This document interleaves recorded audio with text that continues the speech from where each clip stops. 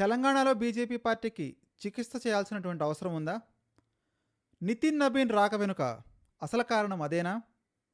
దీనిపైన పూర్తి సమగ్ర విశ్లేషణను ఈ వీడియోలో చూద్దాం. వీడియోని చివరి వరకు చూడటానికి ప్రయత్నించండి. అదేవిధంగా చిన్న లైక్, షేర్ అండ్ సబ్స్క్రైబ్ చేసి మా కష్టాన్ని గుర్తించే ప్రయత్నం చేయండి. తెలంగాణ రాష్ట్ర రాజకీయాల్లో బీజేపీ పార్టీలో మరొక ఆసక్తికరమైన పరిణామం ఈరోజు చోటు చేసుకుంది. భారతీయ జనతా పార్టీ జాతీయ అధ్యక్షుడైనటువంటి నితిన్ నబీన్ తెలంగాణ రాష్ట్ర పర్యటనకు వచ్చారు. కానీ ఈ పర్యటన కేవలం పార్టీ కార్యక్రమమేనా, లేక తెలంగాణ బీజేపీలో పెరుగుతున్నటువంటి అంతర్గత సమస్యలు, అసమ్మతిని పరిష్కరించేందుక? ఇప్పటికే సోషల్ మీడియాలో తెలంగాణ బీజేపీకి చికిత్స చేయడానికి నితిన్ నబీన్ వస్తున్నారు అనే ప్రచారం చాలా వేగంగా కొనసాగింది. అసలు ఈ ప్రచారం వెనక నిజమెంత? జాతీయ నాయకత్వం తెలంగాణపై, అదేవిధంగా తెలంగాణ బీజేపీపై అసంతృప్తిగా ఉందా?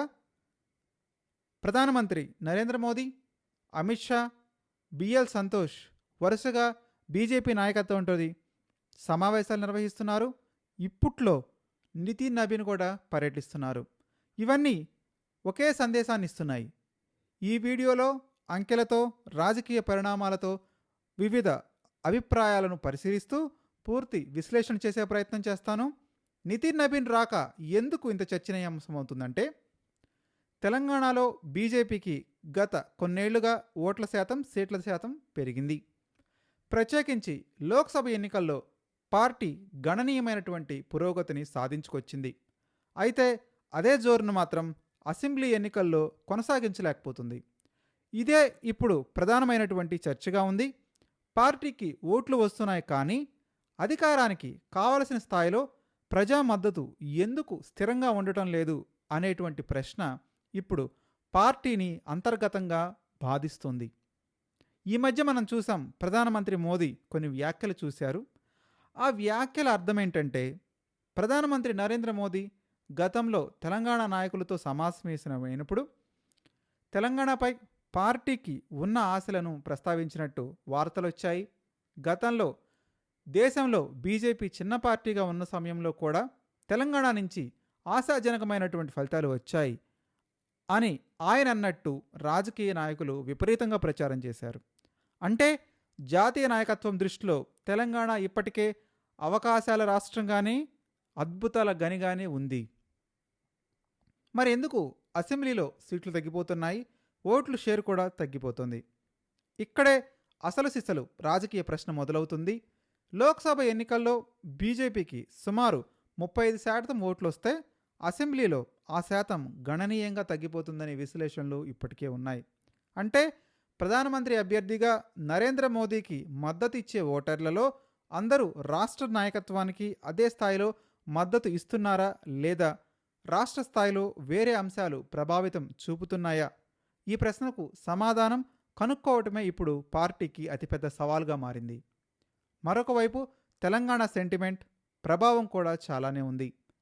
తెలంగాణ రాజకీయాలను అర్థం చేసుకోవాలంటే ఒక విషయాన్ని మనం విస్మరించలేం.